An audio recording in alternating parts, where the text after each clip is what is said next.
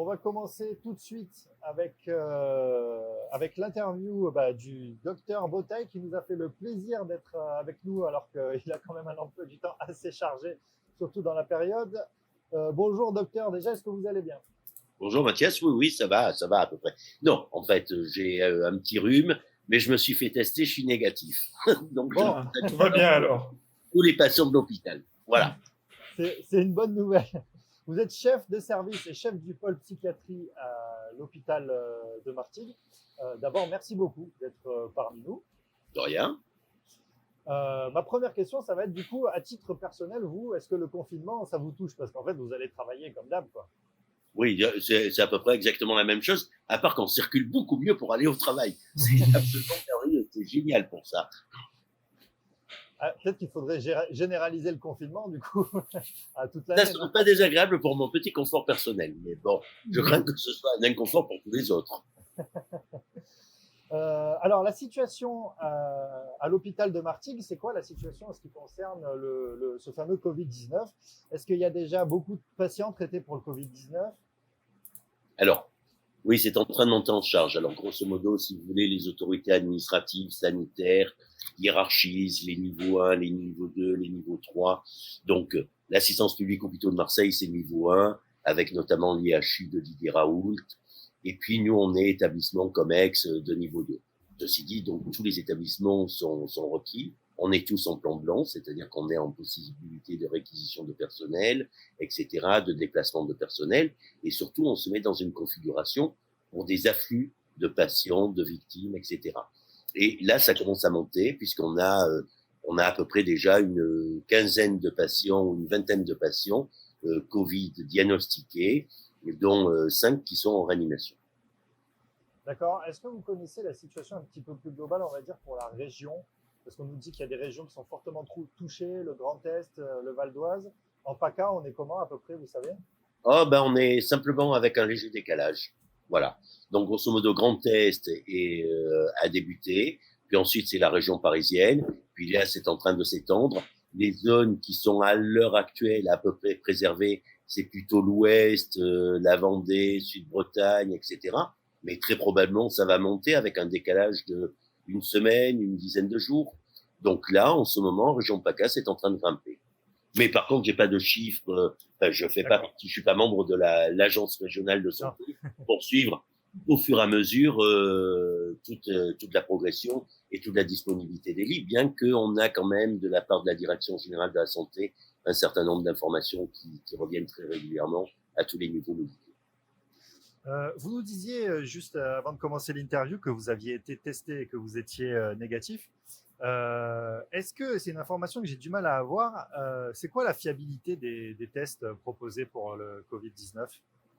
Je suis pas un grand spécialiste non plus de ces tests et de la méthode PCR, etc. C'est pas mon domaine d'expertise. Mais grosso modo, il peut y avoir des faux négatifs, comme toujours. D'accord. Mais a priori, on peut considérer qu'ils sont à peu près fiables. Le seul problème, c'est qu'il y a plein de gens qui ne sont pas testés. Oui. Et s'il faut discuter un tout petit peu du Covid, on verra. Il y a toute une stratégie à savoir ou à avoir. C'est-à-dire que le plus souvent, en général, dans l'immense majorité des cas, soit on présente aucun symptôme, tout en étant infecté, soit on présente quelques légers symptômes d'une banalité affligeante. Oui, qui peuvent faire passer pour un rhume, quoi. Voilà. Du coup, cette crise sanitaire, est-ce qu'à votre avis, c'est un petit peu comme peut le lire aujourd'hui, finalement, on la paye parce que on paye une politique en fait de l'hôpital des dernières années, aujourd'hui avec le manque de masques et le manque de lits, par exemple. Bah oui, d'une certaine manière, enfin, on peut le reconnaître, malgré tout, j'ai un devoir de réserve. Mais on voit que les moyens consacrés au système médical et surtout au système hospitalier public s'appauvrissent au fur et à mesure, et c'est un mouvement qui est amorcé depuis longtemps, hein, ça fait une trentaine d'années. Donc, on a suffisamment parlé, disserté sur tous les médias, de la pénurie de masques, etc., etc. Donc, effectivement, d'une certaine manière, c'est ça. Puisque le gros problème avec ce virus, on a une vingtaine de virus respiratoires, hein, et qui entraîne des décès toutes les saisons, etc. Donc là, on en rajoute un. Le seul problème, c'est qu'avec les autres, on les connaît déjà. Donc, on a toute une partie de la population qui est déjà un petit peu immunisée. Le seul qui varie d'une année à l'autre, c'est celui de la grippe. Donc, on arrive à avoir des anticipations sur cette variation, et c'est pour ça qu'on peut proposer des vaccins. Mais autrement, généralement, on a une grande partie de la population qui est immunisée, et donc on a des patients qui sont infectés par le virus respiratoire syncytial, des paramyxovirus, des influenzae, parainfluenzae, régulièrement, mais ça arrive au fil de l'eau. Tandis que là, c'est un virus que la population ne connaît pas puisqu'il est nouveau. Donc, personne n'est immunisé contre lui. Et le risque, avec la contagiosité, donc l'épidémie et donc la pandémie, puisque c'est quand l'épidémie devient mondiale, ça s'appelle une pandémie, c'est que tout le monde se retrouve malade et une infime partie se retrouve malade de manière sévère et a besoin d'être hospitalisée, et que là, nos capacités hospitalières font qu'on ne peut pas hospitaliser tout le monde dans ce cas-là. C'est toute la raison du confinement. C'est toute la raison du confinement. L'idée du confinement, c'est quoi? C'est quand vous avez un pic épidémiologique, ça va faire une grande courbe comme ça, et puis ça va redescendre. Quand 50 ou 60% de la population a eu le virus et a développé des anticorps contre, à ce moment-là, l'épidémie s'arrête. Elle diminue et puis elle s'arrête. D'accord? C'est assez simple à comprendre. Du coup, on est un petit peu immunisé contre ce méchant virus. Le problème, c'est que nous, on a un seuil de saturation de notre système hospitalier qui a un certain niveau. Donc, on confine pour ralentir l'épidémie. Et pour que les gens qui ont besoin de place en hospitalisation, voire en réanimation, ne puissent pas se voir refuser l'accès à ces soins et subissent une perte de chance. Donc, on essaye de ralentir le plus possible cette épidémie, mais du coup, ça va l'allonger. Ça va allonger le temps d'épidémie, automatiquement. Mais pour éviter la saturation de notre système de soins. Oui, voilà, l'idée étant qu'effectivement, les hôpitaux aient dans le temps d'accueillir tous ceux qui ont besoin de soins, et notamment de lits et de respirateurs. Exactement. Dans quelle mesure cette épidémie de coronavirus a impacté le service psy? Je me dis que vous devez traiter plein de patients qui sont sujets à de fortes angoisses, par exemple. Est-ce que ça vous le ressentez? Vous avez un impact chez vos patients? Au tout début, non. Alors, grosso modo, nous, en plus, on n'a pas beaucoup de lits d'hospitalisation. On est un peu les parents pauvres dans la région, et alors à plus forte raison par rapport au niveau national, parce qu'on couvre une population, nous, à Martigues, de 230 000 habitants. Ouais. 230 000 habitants, c'est pas rien, hein, c'est presque la population intramuros d'une ville comme Montpellier. On n'a que 75 lits, tout pour ces patients. Donc là, on a réussi à faire un petit peu de place. Et au début, les patients, on a été obligé de les confiner. Et on a commencé l'interruption des visites et puis le confinement un tout petit peu avant le confinement national. Hein. On sentait les choses arriver. Donc on a démarré le week-end avant. D'accord, on a démarré à partir du 13-14, à peu près. Mais donc les patients l'ont bien pris. Et puis là, on commence à sentir que ça monte. Et puis, malgré tout, c'est pas parce qu'il y a une épidémie au Covid-19 que le reste des maladies disparaît. Et que les troubles psychiatriques disparaissent complètement et que les gens se retrouvent tout à fait sains et bien portants. Voilà. Donc, on continue à avoir toutes les problématiques. On rajoute une charge anxieuse particulière pour tout le monde, et y compris pour les patients psychiatriques. Mais pas forcément tous, hein. Ça dépend des pathologies. Et puis, on rajoute une contrainte supplémentaire pour les patients qui sont hospitalisés, effectivement, et qui sont confinés dans les unités d'hospitalisation. Oui. Est-ce que cette épidémie a un impact aussi un impact psychiatrique, je parle, sur le personnel soignant? Et si oui, j'imagine que c'est à vous d'apporter une réponse à ça. Bien sûr, ça a un impact sur le personnel soignant.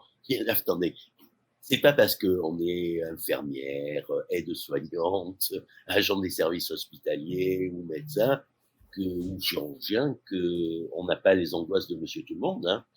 Donc, bien évidemment, vous avez un certain nombre de personnels qui sont plutôt anxieux, avec ensuite la crainte de « mon Dieu, mais on n'a pas tous les moyens pour se protéger ». Oui, parce qu'ils sont plus exposés, en fait. Parfois, oui.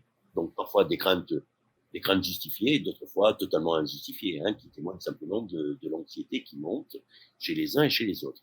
Et puis en même temps, les soignants, ils ont leur vie à côté. C'est-à-dire qu'ils ne sont pas uniquement soignants. Ils rentrent à la maison. Et puis à la maison, il y a le mari ou la femme, il y a les enfants qui vont plus à l'école et tout le monde est à cran et on ne se repose pas, etc., etc. Donc ça peut entraîner aussi un petit peu un certain nombre de choses. Donc nous, on commence à apporter une réponse déjà au niveau de l'école de psychiatrie, c'est-à-dire que on se met psychiatre et psychologue et on a monté une cellule de soutien psychologique pour l'ensemble du personnel. Que ce soit donc nous, on a un établissement avec 2 sites. On a l'hôpital des Rayettes et l'hôpital du Vallon. D'accord? Et donc, on maintient une permanence d'une cellule de soutien psychologique à l'hôpital du Vallon et une permanence de la cellule de soutien psychologique aux Rayettes, où tous les personnels peuvent venir nous voir. On leur donne des techniques de relaxation, comment s'apaiser, comment se détendre, comment avoir des informations à relativiser un petit peu toutes les informations alarmistes qui passent à la télévision en boucle et qui sont terrifiantes quand on les écoute. Enfin, voilà. Oui, surtout en ce moment. Et puis ensuite, on va mettre en place une ligne téléphonique quasiment permanente pour tous les soignants de cette manière-là, toujours à partir de la cellule de soutien psychologique. Puis surtout, la semaine prochaine, on va démarrer ce qu'on appelle une CUMP, mais une CUMP téléphonique. Alors le CUMP, c'est l'acronyme sur les cellules d'urgence médico-psychologique. C'est quand vous avez un attentat, il y a tous les blessés physiques, etc. Vous avez le SAMU, le SMUR qui est toujours présent et tout. Mais vous avez très rapidement après ce qu'on appelle les cellules d'urgence médico-psychologique parce que on est blessé psychiquement aussi. Et on n'est pas que blessé physiquement, on peut être blessé psychiquement. Et souvent, c'est plus terrible. Et surtout, enfin, ce qui est encore plus terrible, c'est que comme la blessure ne se voit pas, bien évidemment, ça donne lieu à 36 000 jugements. Or, ces gens-là sont très lourdement handicapés. Et donc, c'est le pourquoi de l'organisation des cellules d'urgence médico-psychologique. Et là, on va arriver avec un événement, enfin, on va avoir des traumatismes psychiques qui vont être relativement importants. Imaginez une madame, et puis tout à coup, son mari rentre en hospitalisation. Alors, il rentre en hospitalisation pour suspicion de Covid. Puis, Covid diagnostiqué, et puis l'état s'aggrave et il va en réanimation. Ouais. Le problème, c'est que madame, elle peut pas l'accompagner à cause du confinement. Ouais. Elle peut pas l'assister. Elle peut pas témoigner de son affection. Elle peut pas se lamenter avec. Elle peut pas essayer d'enjoliver. Donc, elle est dans l'anxiété, sans pouvoir accompagner son conjoint et confinée à son domicile, sans pouvoir aller le voir. La même chose, madame, 50 ans et tout, et son mari fait une grande douleur digestive. Il est Covid moins, mais il est en train de faire une péritonite. Il va aux urgences. Il est Covid moins quand même, c'est pas le Covid. Ouais. Il fait une pathologie comme tout un chacun peut faire des pathologies, comme on en voit tout au long de l'année, en dehors du Covid, quoi. Oui. Oui. Il se retrouve hospitalisé et elle peut pas l'accompagner. Oui, forcément. Et là, ça va devenir encore plus terrible si, dans un cas comme dans l'autre, son conjoint décède. Parce que non seulement elle n'aura pas pu assister à ce moment-là, elle n'aura pas pu témoigner de son affection, elle n'aura pas pu dire au revoir. Mais en même temps, les contraintes de tous les rites qui permettent de dire au revoir à son proche sont embolisées, sont libérées par les règles de confinement qui s'appliquent. Donc, la procédure pour l'enterrement va être très compliquée, très restreinte, etc. Ouais. On ne peut même pas pleurer dans les bras de l'un de l'autre. Donc, tous ces gens-là vont être particulièrement traumatisés. Et oui, il y a des répercussions terribles auxquelles on ne pense pas. Ouais. Exactement. Et donc là, nous, à partir de nos cellules d'urgence médico-psychologique, c'est une tâche que de prendre ça en charge. Alors, à cause de la règle du confinement, ça va être dans un premier temps automatiquement au téléphone. Mais quand cette histoire de crise sanitaire majeure aura disparu, nous, on sera toujours au front. Pour reprendre les comparaisons martiales guerrières du président de la République. Nous, on sera toujours au front. Parce que les gens traumatisés, ils le sont et ils vont l'être. Et ils vont continuer à l'être. Oui. Et on va continuer à s'en occuper. Ouais. Eh ben, ça fait le lien avec ma question d'après. Déjà, est-ce que le confinement en lui-même, ça provoque chez vous un afflux de patients, là, actuellement? Et puis, est-ce qu'on peut s'attendre peut-être après à une vague de problèmes psy à la suite de ce confinement? J'en sais rien, j'ai pas de boule de cristal pour prédire l'avenir. soyons honnêtes. Ça, c'est bien chez Madame Irma. Voilà, Elisabeth Tessier, les cartes du carreau du tarot. Elle a même conseillé un président de la République autrefois. Et il y a plus d'une trentaine. Mais bon, j'y crois guère, quoi. Hein. Donc, à l'heure actuelle, ce à quoi on assiste, c'est que oui, on a quand même encore des urgences psychiatriques qui viennent, qui sont pas forcément tant que ça centré sur le Covid, mais qui sont vraiment des urgences assez majeures. Et donc, on est obligé d'admettre, et du coup, on est particulièrement tendu, nous, en capacité d'hospitalisation. Donc, ça continue à arriver. Après, vous avez toujours des anxieux, ça peut s'exagérer, mais en même temps, comme ils sont anxieux, ils restent un peu confinés. Ils osent pas sortir. Oui, c'est vrai. Donc, on les voit pas encore. Mais on risque de les avoir par la suite. Et puis, on peut avoir des gens, vous savez, là, dans les troubles anxieux, c'est ce qu'on appelle les hypochondriaques, c'est le malade imaginaire de Molière. Donc, ça aussi, on peut les avoir, quoi. Hein. Mais pour l'instant, on est un peu préservé quand c'est tout un chacun qui a plutôt tendance à être anxieux, parce que la crainte, malgré tout, même s'il y a de l'anxiété, la crainte font qu'ils viennent pas consulter dans le système où il y a le plus de risques d'attraper la maladie. Oui, forcément. Aujourd'hui, si je peux juste réagir là-dessus, aujourd'hui, les hypochondriaques, est-ce qu'ils sont pas un peu en train de faire la queue à la Timone, finalement, pour être dépistés? Sûrement. Voilà. Sûrement. Compte tenu de la politique, effectivement, qu'a mis en place Didier Raoult et ses collaborateurs, de dépistage très large, exactement comme en Corée, etc. Et tout, bien sûr, probablement, ils y vont. Ouais. Est-ce que vous savez s'il y a dans la littérature scientifique quelque chose de comparable à ce qu'on est en train de vivre aujourd'hui, ce confinement-là? Alors, il y a eu un tout petit peu de littérature scientifique, psychiatrique, relative avec l'épidémie du SRAS 1, qui était en 2002-2003, où on a constaté qu'effectivement, il y avait eu du traumatisme par la suite, qu'il y avait des gens qui avaient vécu cela de manière traumatique, cette épidémie, la perte, quand on est endeuillé, la perte de quelqu'un qui est mort de cette épidémie, c'est injuste, ça n'a pas de sens, etc. Donc, effectivement, les gens peuvent être traumatisés là-dessus. Et pour les personnels de santé, ce qui a été montré aussi, c'est que, au-delà de la pression finalement liée à l'épidémie, probablement une des choses les plus importantes, c'est en termes de management, c'est-à-dire comment les décideurs et les chefs et les responsables managent le personnel. Et le problème, c'est que s'il y a des erreurs de management, c'est souvent ça qui a l'impact le plus terrible a posteriori. Mais je ne suis pas reconnu par ma hiérarchie, on m'a donné des ordres absurdes, on m'a exposé, etc., etc. Et c'est ça qui est le plus mal vécu. On dit aussi que le confinement en Chine, il a provoqué une vague de divorce, par exemple. Donc, il y a un impact social à minima. Bien sûr, mais ça, on ne va pas... Enfin, je la connaissais pas, celle-ci de Chine. Bien sûr, oui, ça... On imagine bien que on a une vie à peu près réglée avec sa femme, et puis on a mis un coup de canif dans le contrat, et on a une gentille maîtresse, et puis on est confiné avec sa femme, et puis il va falloir la supporter 24 heures sur 24, et c'est pas pour rien si on avait une maîtresse. Et donc, oui, ça peut aboutir effectivement à cette notion de divorce que vous évoquez. Je peux l'imaginer parfaitement. Mais réciproquement, dans l'autre sens aussi, hein. J'ai un amant, je suis obligé de me fader mon mari que je n'aime plus trop depuis un certain temps, et là, 24 heures sur 24 avec lui, finalement, non, je viens d'avoir la démonstration que non, vraiment, il fallait que je me sépare. Et puis les pauvres maîtresses et les amants qui se retrouvent tout seuls aussi. Finalement. On peut avoir une pensée pour eux. Et s'ils sont célibataires, parce que peut-être qu'ils vivent la même chose eux aussi. C'est vrai. C'est vrai. C'est vrai. Est-ce que vous avez quelques recommandations à faire pour les gens, pour la plupart des gens qui sont en confinement chez eux, pour pas perdre la boule? Ah oui. Ah oui. Ça, c'est presque même le plus important. Oui. Il vaut mieux prévenir que guérir. Donc, oui, bien sûr. Alors, vous avez deux configurations. On va faire la configuration 1 et la configuration 2. La configuration 1, c'est je suis seul confiné. Donc, j'ai tourné en rond. Je vois plus les gens, etc., etc. Donc, la première chose, c'est que nous, on a besoin des contacts humains. Alors, la distance sociale, c'est pas une distance sociale, c'est une distance physique. Il faut conserver les relations. Donc, il faut téléphoner, faire de la visioconférence, de l'appel, du FaceTime, du Hangout, du Skype, etc.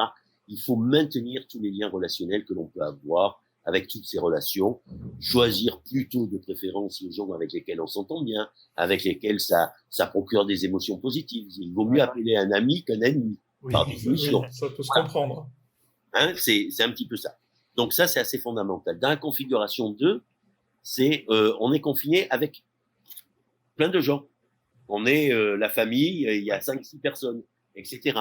Et puis là-dedans, parfois, on peut avoir l'adolescent qui est en crise d'adolescence, qui va s'énerver. Donc ça va exacerber les conflits. Donc l'idée, c'est qu'au contraire, il faut, plus on est confiné comme ça, plus il va falloir essayer d'apaiser les conflits et en profiter pour renouer un petit peu les relations et voir et te faire expliquer le point de vue de l'autre. Quel est le souci de mon adolescent qui me rentre en permanence dans le lard à propos de tout, n'importe quoi et tout. Mais si tu m'expliquais les difficultés auxquelles tu es confronté, ah mais tu sais, moi aussi à l'adolescence, j'avais vécu ceci, cela et tout. On pourrait en discuter, on pourrait comparer. Je comprends ton point de vue, peut-être que tu peux comprendre aussi le mien et tout. Donc remettre un petit peu de liaison et remettre un petit peu de compréhension réciproque dans les risques de conflit. Donc améliorer ses relations interpersonnelles.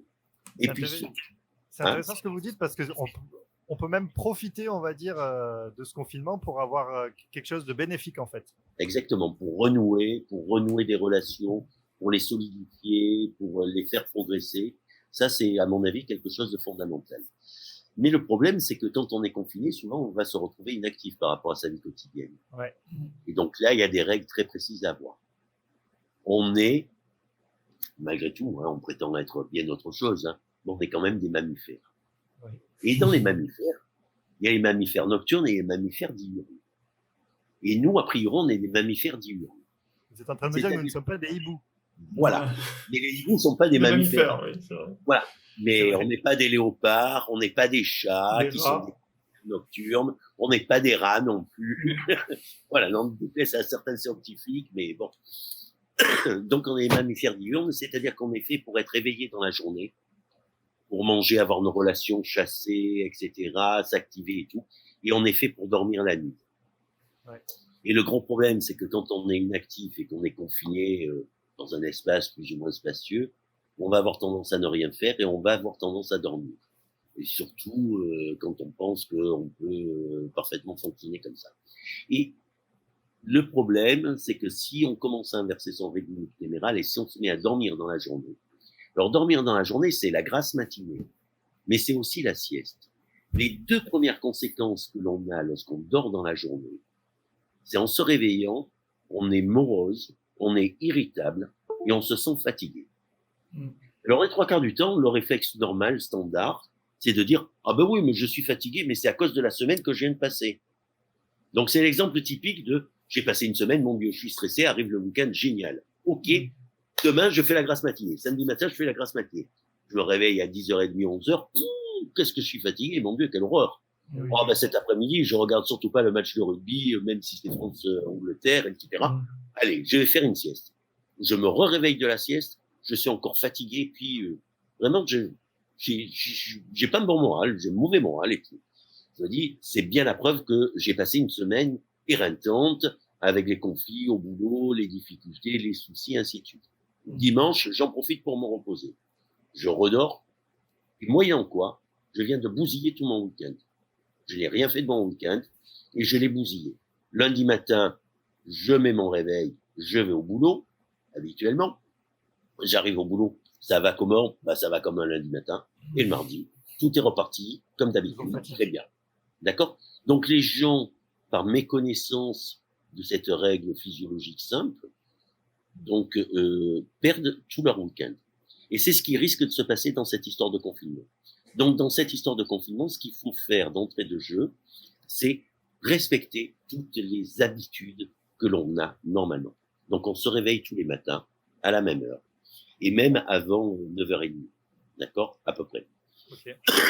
Là, on prend une douche, on prend son petit déjeuner. On s'habille comme si on devait sortir, même si on sort pas. On reste pas à traîner en pyjama, habillé n'importe comment ou quoi que ce soit. Et puis là, il faut se mettre en activité. Ouais. Alors, sans être misogyne et tout, c'est pas forcément que le ménage, c'est pas forcément, voilà. On se met en activité, donc on peut faire du ménage, mais on peut aussi en profiter pour aller sur Internet, regarder un certain nombre de choses, faire des recherches, On a tout à coup, on avait toujours eu, par exemple, la lubie d'apprendre le japonais. Pourquoi pas? On va chercher un cours en ligne gratuit sur balbutiement du japonais, arigato, tiens, ça veut dire merci. C'est le moment de faire ça. C'est le moment de trouver une activité, quoi. Voilà, c'est le moment de trouver une activité, des activités de loisirs, apprendre, je sais pas, de la gestion de projet, apprendre de la comptabilité, apprendre une langue étrangère. On s'est toujours fasciné, je sais pas, pour la construction des luttes médiévaux, des hoods. Ben, on va voir s'il n'existe pas des choses, etc.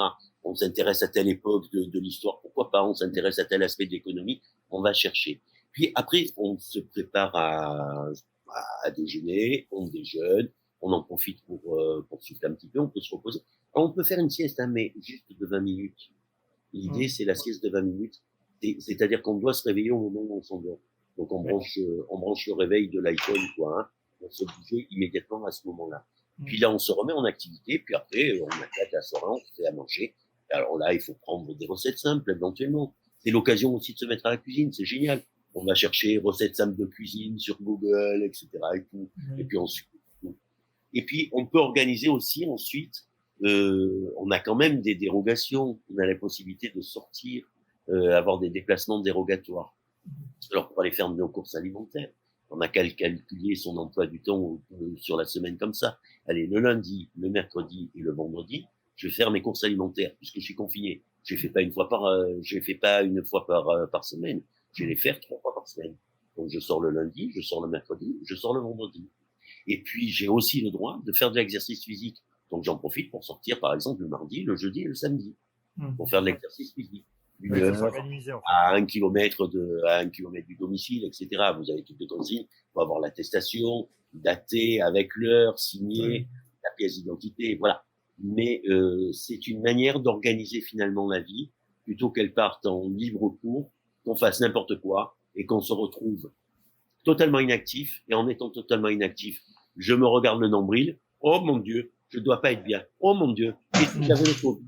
Oh mon Dieu, ah mon Dieu, je vais m'angoisser, etc., etc. Et du coup, on fait rien, on dort, on s'angoisse, et on commence à avoir un mauvais moral.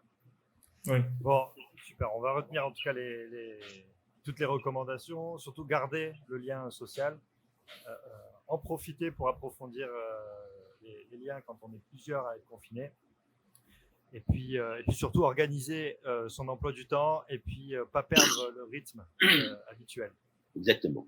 Alors, si je peux une petite précision, oui. Et si on est un petit peu anxieux, parce qu'on a quand même le droit d'être un peu anxieux avec cette histoire de Covid, on va chercher des tutoriels, y compris sur YouTube, sur de la relaxation. Donc, de la relaxation par cohérence cardiaque, de la relaxation de training autogène de Schultz, de la relaxation de Jacobson. Il y a plein de tutos qui sont vachement bien sur YouTube. Donc, faut le faire. Ok. Le message est Et passé, moi, je peux poser une dernière question. Vas-y. Moi, ça concerne un peu plus les enfants. Du coup, je sais pas si vous pouvez me répondre. Bon, moi, non, Marine, tu n'as pas le droit de les tuer. Ah, d'accord. Mince. C'est pas recommandé. C'est toujours interdit, c'est ça? Oui. C'est toujours interdit. C'est toujours interdit. Mais on peut par contre porter au pinacle finalement les enseignants qui s'en occupent toute la journée. Hein. Mais c'est ça, c'est ce que je pense qu'on va tous se rassembler, tous les parents, pour vraiment remercier les maîtres et les maîtresses, parce que franchement, on endosse un peu le rôle de tout, en fait, de maman, de maîtresse. En même temps, pour eux, les liens sociaux, c'est un peu plus compliqué. Nous, on se fait beaucoup de FaceTime, mais pour eux, ils sont moins de téléphone et vidéo. Enfin, en tout cas, je parle pour mon fils qui a 6 ans. Ouais. C'est quand même différent. Donc, c'est vrai que au niveau de son développement, on va dire, social et tout ça, on a quand même beaucoup d'interrogations à ce niveau-là, quoi. Ouais. Alors, là-dessus, c'est des choses très simples. 1, il faut remercier les enseignants. 2, il faut remercier les enseignants. 3, il faut encore remercier les enseignants. Voilà. Je suis de parti pris. J'ai une femme qui est enseignante. Ah, c'est pour ça. Ah, c'est pour ça. C'est pour ça. Je comprends mieux. Ensuite, quand même, le système de l'éducation nationale a décidé de la continuité pédagogique, a proposé la continuité pédagogique. Alors, ça a un petit peu balbutié, peut-être un petit peu au début, mais il y a les histoires de classroom, il y a les histoires de, voilà. Non, il y a beaucoup de choses en ligne, on retrouve, et puis, il y a beaucoup de choses qui s'organisent, donc ça fonctionne très bien. L'idée avec les enfants, c'est à partir du moment où on est confiné, si on n'a pas trop de télétravail et tout, d'une certaine manière, c'est en profiter pour Oui, écoute, on va faire comme si on était à l'école, mais tu vois, c'est un truc vachement bien, sorti à la maison. Ensuite, on va pas commencer l'école à 8h20 ou à 8h30 comme d'habitude, on va la commencer à 10h moins le quart. Mais par contre, de 10h moins le quart à 11h30, tu es à l'école. D'accord? Et tu vas être à l'école et tu vas faire les devoirs. Alors, les devoirs, c'est des révisions, hein, travail à la maison, sont des révisions. Donc, tu vas faire l'école. Et puis, on recommencera de 2h à 3h30. Alors, en même temps, tu as quand même vachement moins d'école que d'habitude. Ensuite, tu as tes jouets à disposition. Ensuite, tu peux t'amuser à telle et telle chose. C'est vachement plus sympa. Profites-en, c'est vachement bien. Mais en même temps, tu vas quand même à l'école. Et on peut lui aménager peut-être qui est pas mal, mais c'est comme les gens qui sont en télétravail, hein. Il faut qu'ils s'aménagent un coin de travail. Et ils se mettent au travail. Et puis ensuite, hop, ils quittent leur coin de travail et ça y est, ils sont rentrés à la maison. C'est ce qu'il faut faire, hein, quand on est confiné. Et ben, peut-être que pour les enfants aussi, ça va être ton coin école. Et on va marquer, tu vas me faire un dessin d'ailleurs et tu vas m'écrire école. Et ça, c'est ton coin école, par exemple. Tout à fait. Bon bah, voilà, je pense qu'on a bien fait le tour des recommandations.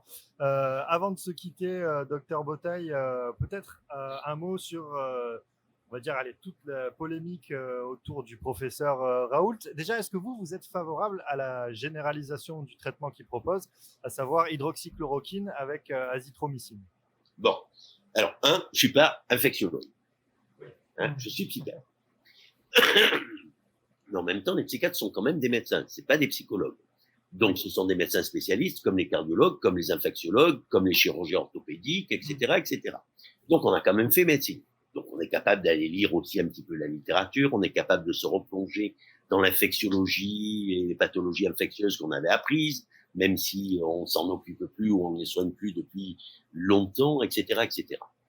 Donc, la première chose sur le Covid, et il faut que les gens le sachent, finalement, les pays comme par exemple la Corée du Sud, qui a eu une stratégie de dépistage systématique tout azimut, montrent que grosso modo, dans plus de 80% des cas, les formes sont sans symptômes ou avec très peu de symptômes. Donc ça pose pas vraiment de problème la plupart du temps. Par contre, il y a effectivement des formes symptomatiques, puis des formes graves, et puis malheureusement des décès, hein, qu'on ne peut que regretter. Et comme avec toutes les maladies, voilà, ça existe. Donc, ils ont montré que la mortalité n'était que de 1%.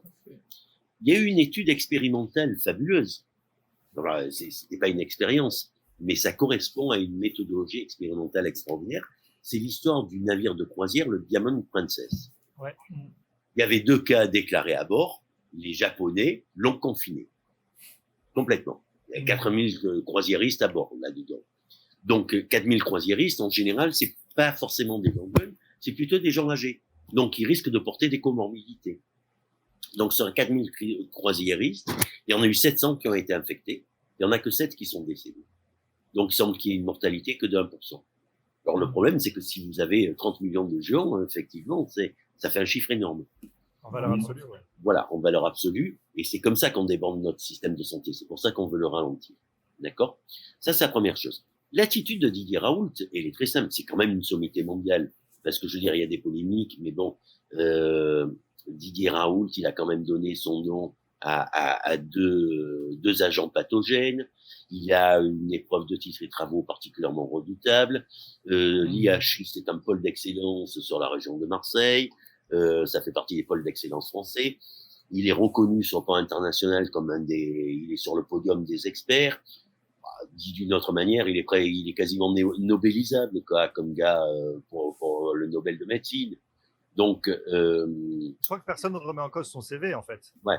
Mais, donc, sa méthode. Voilà. Et la méthode, elle est simple. Enfin, vous avez un premier papier qui sort en Chine. Les Chinois, grosso modo, on est un petit peu en temps de guerre. Les Chinois sortent un peu un premier papier en disant, nous, on a donné de la nivaquine, c'est-à-dire donc la chloroquine, pas l'hydroxychloroquine. La chloroquine, 500 mg le matin, 500 mg le soir. Et on s'aperçoit d'un bon résultat. Et ça diminue la charge virale. Après, il y a un autre traitement, il y a 2 antiviraux, une association d'antiviraux, c'est Kaletra. Il y a une étude qui a montré en Chine que c'était pas si efficace que ça. Voilà, les espoirs étaient un petit peu déçus. Mais il y a une autre étude en Chine qui est sortie, toujours avec la nivaquine, c'est-à-dire la chloroquine, simplement 500 mg. Les résultats sont pas flambants. Que fait Didier Raoult? Lui, il connaît, il s'en sert. Il a montré que cet agent-là, qui est un antipaludéen, qu'on donne à des gens sains qui vont en Afrique, en zone de paludisme. Donc, on ne cherche pas à les rendre malades. Donc, c'est un médicament qu'on connaît très très bien, qui existe depuis 70 ans, qu'on connaît parfaitement bien et tout. Et les gens, ils le prennent pendant 3 mois. Donc, lui, il a travaillé dessus, sur d'autres agents pathogènes. Il a montré que ça avait une action antivirale quand même, et l'azithromycine aussi avait une action antivirale. Lui, il décide d'essayer de repliquer dans une étude pilote, il décide de repliquer les résultats préliminaires des Chinois en disant, moi, je vais donner plutôt de l'hydroxychloroquine, c'est-à-dire le plaquenil, qui est un médicament qu'on donne, mais pendant des années durant, à des gens qui souffrent de certaines maladies auto-immunes, comme le lupus érythémateux disséminé, ou alors la polyarthrite rhumatoïde. D'accord? Et qui est assez sûr d'emploi aussi.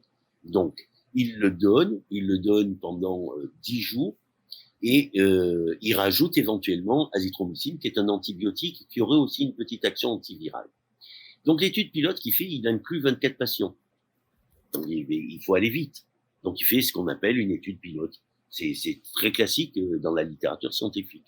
Et puis, il prend 24 patients, alors des patients d'Avignon et de Nice qui n'ont pas été traités, comme comparateurs. Et donc, il montre que chez les patients non traités, la charge virale est là encore à 90% au 6e jour de traitement. Alors qu'avec son traitement, quand les gens prennent le plaquenil à raison de 3 comprimés par jour, la charge virale est tombée à 25%. Et chez les gens à qui il a donné le plaquenil à 600 mg plus le Zitromax, enfin l'azithromycine, la charge virale est à 0% au 6e jour. Alors après, donc, ce sont des résultats prometteurs, ce ne sont pas des résultats définitifs, ce sont des résultats prometteurs, mais pour l'instant, on n'a pas de traitement qui est solidement établi et tout. Donc, bien évidemment, qu'est-ce qu'il est en train de faire, qu'est-ce qu'ils sont en train de faire, toute son équipe, c'est d'augmenter la cohorte, d'avoir un peu de la méthodologie, ça rentre aussi dans l'étude de Discovery européenne, etc. Mais c'est ça son attitude. Et son attitude, elle part du principe que, et c'est là où il y a probablement des pierres d'achoppement avec l'ensemble de ses collègues. Son attitude, c'est de dire, on est malade quand on a une maladie infectieuse, on est malade quand on a l'agent infectieux. D'accord? Ouais. Donc, il faut dépister tous les gens. Dès qu'on a dépisté que les gens étaient porteurs de l'agent infectieux, il faut les traiter avant qu'ils aient des complications. D'accord? Pour faire disparaître l'agent infectieux. Une fois que l'agent infectieux a disparu, on n'est plus malade. Et il prend pour ça l'exemple du sida et du virus HIV. Et c'est vrai que vous avez, avec maintenant les trithérapies et tout, rappelez-vous, enfin, vous vous rappelez pas, mais les années 80, les gens mouraient rapidement, quoi, on perdait des copains. Et c'était assez sévère. Et il a été soustrait d'autres infections. Et puis maintenant, on a presque l'impression que c'est devenu une maladie bénigne. Mais pourquoi? Parce qu'on a une trithérapie qui permet de diminuer la charge virale et même de la rendre indétectable. Donc, ça permet, pour un certain nombre, de guérir des patients. Et ça diminue, si on diminue la charge virale, le risque de contamination d'autres personnes. Et c'est ça aussi qu'on a vu pour le virus HIV. D'accord? Donc, c'est sa logique-là. Après, le vrai problème, c'est que si on ne réserve ce traitement qu'aux gens qui sont gravement malades, qui basculent en réanimation, ben, ce sont des gens qui, à ce moment-là, ce sont des gens qui, malheureusement, sont en train de faire des complications, déjà, de cette infection virale, avec des surinfections, des décompensations de fonctions métaboliques, physiologiques, etc. et tout, une réaction pulmonaire majeure. Et même s'ils ont plus le virus, le problème, c'est que ces complications, elles évoluent pour elles-mêmes. Et elles peuvent être mortelles. Oui. Donc, l'idée de Raoult, c'est de traiter tout à fait. Et le problème, c'est que peut-être là, en termes de santé publique, c'est une logique médicale qui est parfaite, je trouve. Après, c'est le problème du compromis entre les moyens à grande échelle qu'on peut mettre en place et la logique médicale. Oui, parce que si vous voulez, moi, je suis par exemple pas du tout compétent pour juger du travail de Didier Raoult. Mais par contre, je suis quand même interpellé par sa méthode. Il y a quand même beaucoup de médecins qui critiquent son étude. J'ai quand même l'impression qu'elle est critiquable. Il a enlevé des patients de l'étude, et notamment ceux qui avaient des complications, un qui est mort, d'autres qui sont partis en réanimation. On ne sait pas bien pourquoi. Les tests, ils ont l'air d'être bizarres dans son étude. Les patients sont testés une fois positifs, une fois négatifs, puis une fois pas testés. Une fois négatifs. Et en fait, moi, de manière générale, ce qui m'interpelle, C'est son attitude de clamer comme ça au effort que il a un traitement, qu'il faudrait traiter tout le monde avec ça très très vite. Et j'ai l'impression qu'il y a quand même beaucoup d'autres médecins qui s'étranglent un peu de cette façon de faire en fait. La façon de faire, elle est un petit peu polémiste. La présentation est un petit peu polémiste. La méthodologie, elle est pas mauvaise. Oui, il y a un taux d'attrition, c'est-à-dire des drop-outs, c'est-à-dire des gens qui sont sortis de l'étude. Donc après, il y a les problèmes d'analyse statistique en intention de traiter, pas en intention de traiter, les gens qui vont jusqu'au bout, etc., etc. Tout ça, ça s'analyse. Mais ça s'analyse pas vraiment sur une étude de 24 patients versus 24 autres. On est sur une étude préliminaire, on est en train de repérer une piste. Didier Raoult n'a jamais dit que les résultats étaient définitifs, que c'est les médicaments miracles, et qu'il fallait que tout le monde prenne ça, et puis il dit, à l'heure actuelle, il n'y a pas d'autre piste pour l'instant. Il n'y a rien qui sort. Là, il y a quelque chose qui sort. Mon étude pilote, elle montre que oui, j'ai l'impression qu'il y a quelque chose qui sort. On met au point toute la méthodologie, on va valider. Mais il y a quand même une urgence. Parce qu'il y a une urgence, parce qu'il y a des gens qui meurent. Et si on arrive, ça serait bête de laisser mourir des gens au nom d'une rigueur scientifique pure et dure, dont on aura les résultats que dans 3 mois ou 4 mois, une fois que l'épidémie sera passée. Si c'est uniquement pour dire et qu'on aura compté les morts. Alors, bien évidemment, il est porteur, lui, de l'espoir de ce traitement, et il plaide pour ce traitement. Mais en même temps, on n'a pas vraiment beaucoup d'alternatives. Après... On a une étude chinoise sur le Calétra qui est inefficace, qui est l'étude Lotus, qui est quand même sur 200 patients. Je veux dire, c'est la seule étude. Alors après, on va refaire l'étude en Europe. Il y a 4 bras. Il y a le Remdesivir du laboratoire Gilead américain qui est pas commercialisé, mais qui a été développé pour le SARS-CoV-1, d'accord. Donc qu'il va falloir tester. Il y a le Calétra qu'il faut retester. Il y a le Calétra plus interféron bêta qu'il faut tester aussi. Et puis il y a effectivement l'hydroxychloroquine plus ou moins azithromycine à tester. Ouais, j'ai vu une étude chinoise qui montrait que la chloroquine donnée seule, en tout cas, fonctionnait pas du tout, d'après cette étude chinoise. Eh ben, c'est cette étude dont je vous parle. Il y a une étude chinoise où c'est la chloroquine à 1000 mg jour qui est efficace, qui montre une efficacité, et l'autre étude chinoise, elle est qu'à 500 mg par jour et elle montre pas d'efficacité. Voilà. Ouais. Bon, après, moi, pourquoi je parle de la méthode et du problème que ça engendre, c'est que parce que vous voyez, ça fait du coup quelques jours que tous les gens qui en fait n'y connaissent pas grand-chose disent que voilà, que c'est un complot, qu'on ne veut pas donner le traitement parce qu'il est marseillais, parce qu'il est atypique, alors qu'il a la réponse, etc. Et si vous voulez, en fait, tout le monde devient fou. Et ce qui est compréhensible, parce qu'on l'a dit juste avant, les gens sont anxieux à cause de cette épidémie, à cause du confinement. Et du coup, d'agir comme ça, est-ce que c'est très scientifique, en fait, comme attitude? Alors, je ne sais pas si c'est uniquement de son fait. Dit d'une autre manière. Je vous pose la question d'une autre manière. Demain, vous avez un accident à Marseille.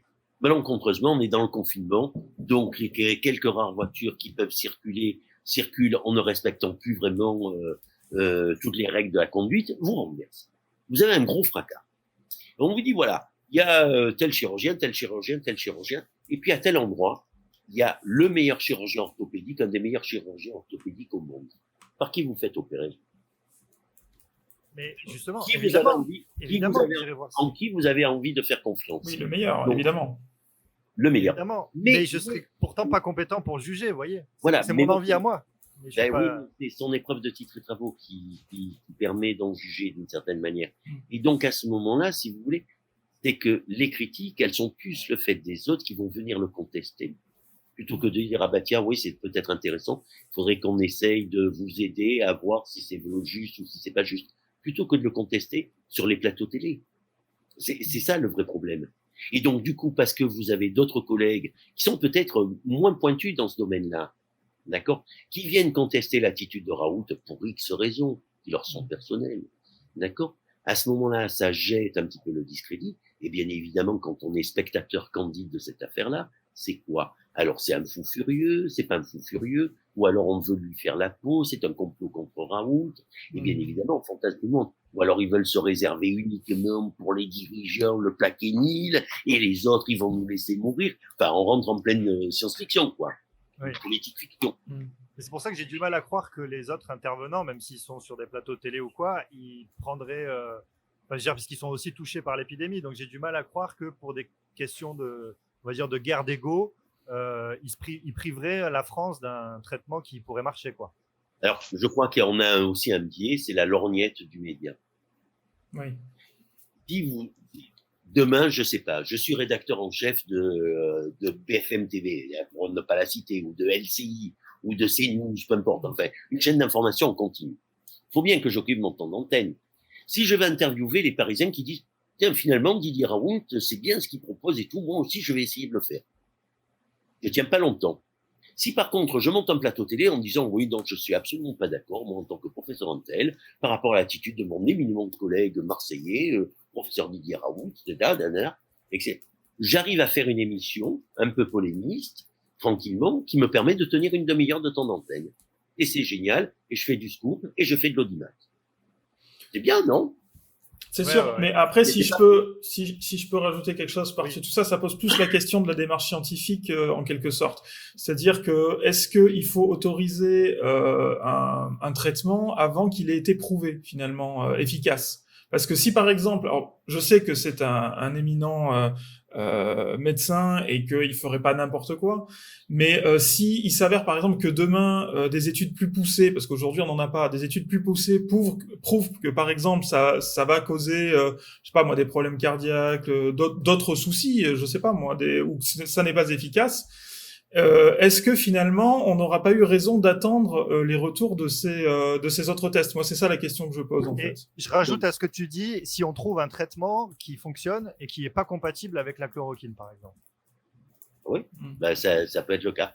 C'est tout le problème des contre-indications, des interactions, etc., etc. C'est les options thérapeutiques. À l'heure actuelle, vous n'avez aucune option thérapeutique scientifiquement. Voilà. On n'en sait rien. On n'en sait rien. Sous prétexte qu'on n'en a aucune, est-ce qu'on doit forcément se dire, voilà, c'est la première piste qu'on a, donc on doit sauter dessus? Mais oui, tant que vous en avez qu'une. Mm. Quand vous en avez plusieurs, et c'est l'étude Discovery, on saute sur les 4 pistes. Voilà. Mais là, pour l'instant, il y a strictement rien qui est programmé. Quand les choses sont bien installées et que vous avez le temps, vous pouvez attendre, vous patienter. Plaquenil, enfin, je suis désolé, hein, mais on connaît le produit depuis X temps, on connaît ses risques. C'est la médecine, mais comme tous les médicaments, il y a aucun médicament n'est anodin. Là, c'est plus le mélange des deux, hein, je crois. Mais non, mais c'est, on va dire, il y a les risques de troubles de rythme et d'allongement du segment QT à l'électrocardiogramme, d'accord? Grande complication comme ça. Mais il y a plein d'autres médicaments qui entraînent ce type d'effet et qu'on prescrit quotidiennement. Et notamment, nous, en psychiatrie, on a un certain nombre de psychotropes qui allongent le QT sans aucune incidence quotidienne, pratique. Enfin, il faut arrêter de fantasmer sur tous les inconvénients. Les autres alternatives thérapeutiques qui sont évoquées, elles aussi comportent un certain nombre d'effets indésirables, etc., etc. À l'heure actuelle, vous avez aucun traitement bien établi. Vous avez une piste qui semble prometteuse. Bah oui, il faut l'explorer. Et si d'une certaine manière, en même temps, quand on explore cette piste, ça permet d'éviter que des gens meurent, moi, au choix, oui, je préfère qu'on fasse ça plutôt que l'abstention thérapeutique en disant « Ah ben peut-être qu'on s'était trompé ». Bah ouais. Ok, d'accord, j'ai ma réponse. Bon, en tout cas, c'est vraiment super intéressant, c'est passionnant. Merci beaucoup, Docteur Botaille, de votre intervention. Comme vous êtes psychiatre, j'ai une dernière petite question. Est-ce qu'il est possible que Raphaël, Marine, vous-même et moi ne sont en fait qu'une seule et même personne et que tout se passe dans ma tête comme dans Fight Club? Moi, je veux bien, mais on n'est pas au même endroit, garçon. T'as craqué, moi, je voudrais Mathias. bien être dans le corps de Marine. Ça me donnerait un coup de stress, etc. Ça me ferait vivre et voir les choses d'une autre manière, ce que je veux dire. Tout à coup, j'aurais la chance de... Vous savez, il y a eu quelques films comme ça, il y a 20 ou 30 ans, où on se retrouve dans la peau de sa femme, etc., etc. Oui. Donc, on découvre de nouvelles perspectives. Mais non. Moi, je suis à Marseille, vous êtes ailleurs. Voilà. Tout ceci est réel. Le dissociatif de l'identité, alors. Bon. Eh bien, merci beaucoup au beaucoup. cinéma. Merci beaucoup, Merci. docteur Botaille. Je rappelle, vous êtes chef de service et chef du pôle de psychiatrie à l'hôpital de Martigues. Vous avez répondu à toutes nos questions et on remettra en exergue toutes les recommandations que Oui, vous tout avez à fait. faites pour le confinement. Merci beaucoup. Je vais vous laisser vous déconnecter et je vais Oui. surtout vous rendre à l'hôpital. Merci beaucoup, merci à vous tous, bonne fin d'émission Merci beaucoup. et merci à vos auditeurs. Merci, au revoir. Merci, Merci, au revoir. au revoir.